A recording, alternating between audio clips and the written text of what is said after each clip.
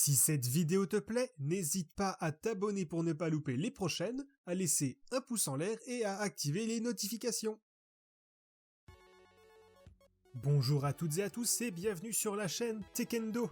La vidéo du jour est consacrée au bilan financier de Nintendo sur la période d'octobre à décembre 2020 et vous allez voir que les chiffres sont très bons, que Nintendo a passé une plutôt bonne année malgré son absence générale durant celle-ci. Allez, c'est parti pour le point chiffré. Alors je parle d'absence dans le sens où les projecteurs étaient focalisés sur Sony et Microsoft qui avaient des nouvelles consoles à présenter et à sortir en pleine période de Covid. Et d'une sortie de jeu assez timide pour Nintendo même si les titres publiés sur cette année 2020, et principalement l'un d'eux, ont bousculé l'année. Ce qui vous est présenté aujourd'hui se base sur le rapport financier publié par Nintendo, ainsi qu'avec une compilation réalisée par Oscar Lemaire qui, si vous ne le connaissez pas, est un journaliste indépendant qui traite l'actualité chiffrée du jeu vidéo chaque semaine au Japon avec la vente des jeux et consoles sur le territoire, mais réalise également des compilations plus globales sur certains éditeurs et constructeurs qui publient leurs rapports financiers. On a donc accès à une belle vision des bons et mauvais moments passés par ces entreprises au fil du temps, et donc on s'intéresse à Nintendo aujourd'hui. Vous pouvez retrouver tous ces chiffres sur le compte Twitter de Oscar Lemaire, ainsi que sur son site Ludostri qui est disponible dans la description de la vidéo.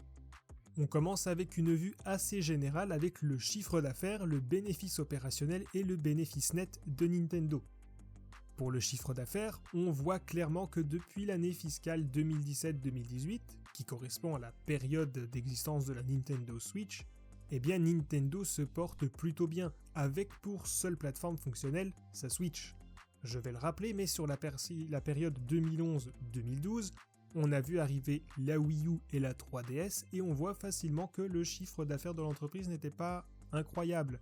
On se doute bien qu'il y a eu un problème quelque part.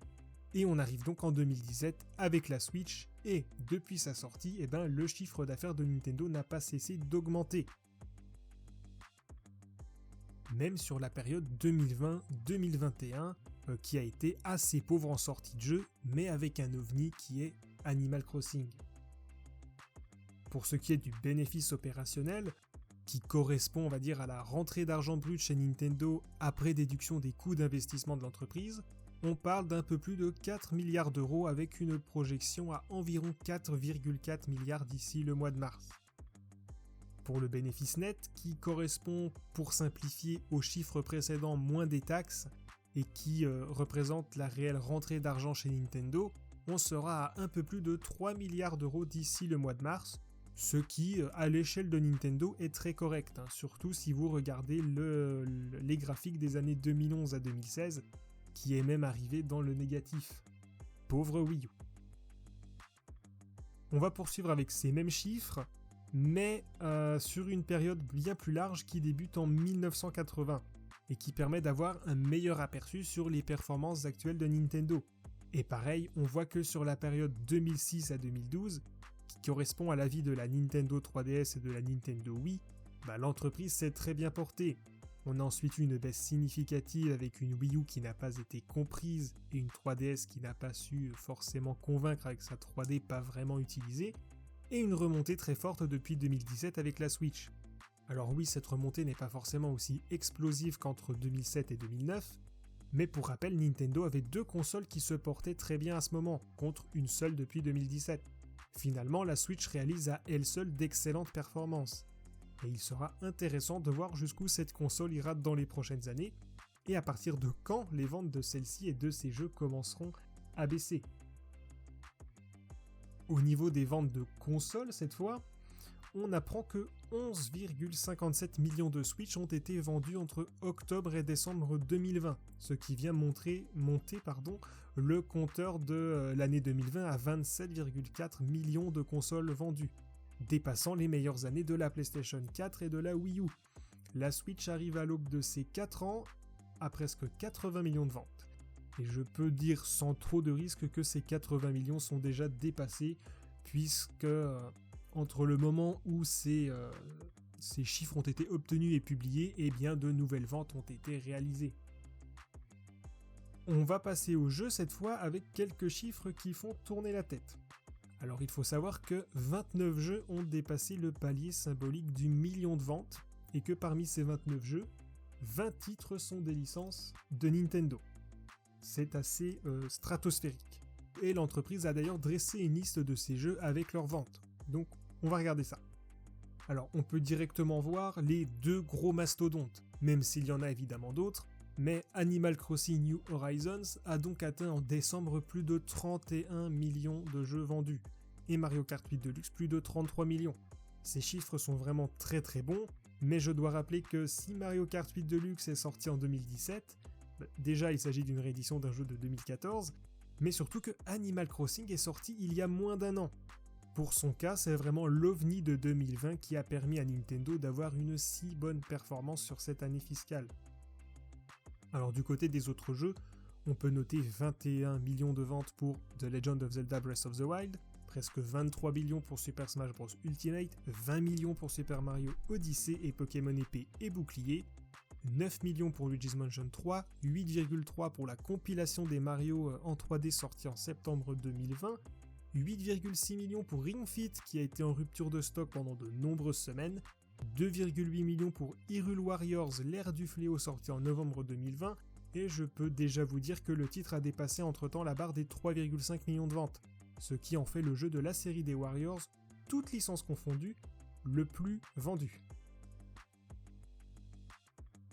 Parmi les titres les plus vendus de l'histoire de Nintendo, on va voir que 6 jeux entrent déjà dans le classement. Mario Kart 8 Deluxe détrônera d'ailleurs bientôt le Mario Kart de la Wii, et c'est 37,4 millions de ventes. Je le rappelle encore une fois, mais Mario Kart 8 Deluxe, c'est une réédition de Mario Kart 8 sortie sur Wii U. C'est tout bonnement stratosphérique. Un dernier point qui m'a semblé intéressant, c'est la part du dématérialisé. On sait que les ventes de jeux dématérialisés gagnent petit à petit du terrain au fil des années, et Nintendo a partagé la proportion générale, alors pas pour chaque jeu, des achats dématérialisés sur sa console.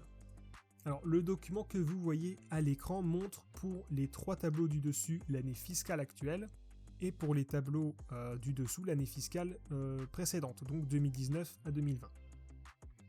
Donc le tableau de gauche, il montre les revenus en yens des jeux vendus en dématérialisé. Alors on remarque que par rapport à l'année fiscale précédente, au global on est à plus du double des revenus. C'est surtout marqué par l'explosion du dématérialisé sur le premier trimestre qui a vu le confinement être acté dans une grande partie du monde. Pour ce qui est de la part du dématérialisé dans les ventes globales, on constate bien une hausse générale sur les différents trimestres, surtout au niveau du premier et du troisième qui ont été marqués par des confinements un peu partout dans le monde. Au niveau de l'année, le dématérialisé représente 34% des ventes de jeux sur l'année fiscale précédente. Pour cette année, on est déjà à plus de 40% et cela devrait rester proche de cette valeur d'ici le mois de mars. On termine très rapidement par le planning des sorties à venir après janvier 2021 du côté de Nintendo et de certains éditeurs tiers. Alors évidemment, ce planning ne prend en compte que les jeux qui ont déjà été annoncés. Vous y verrez donc Bayonetta 3 ou Metroid Prime 4, mais ils ne disposent pas de date de sortie.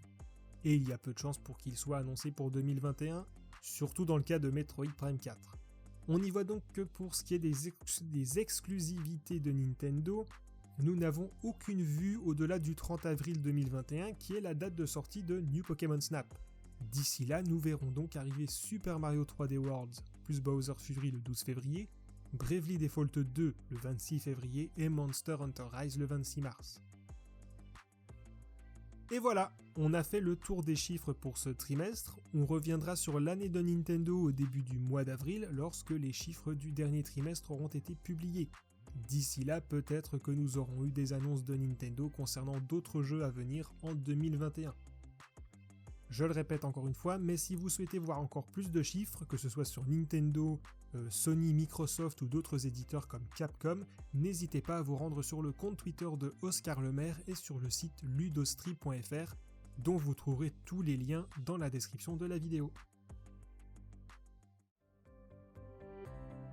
Merci d'avoir regardé cette vidéo, on se retrouve très bientôt avec de nouvelles informations. À très bientôt!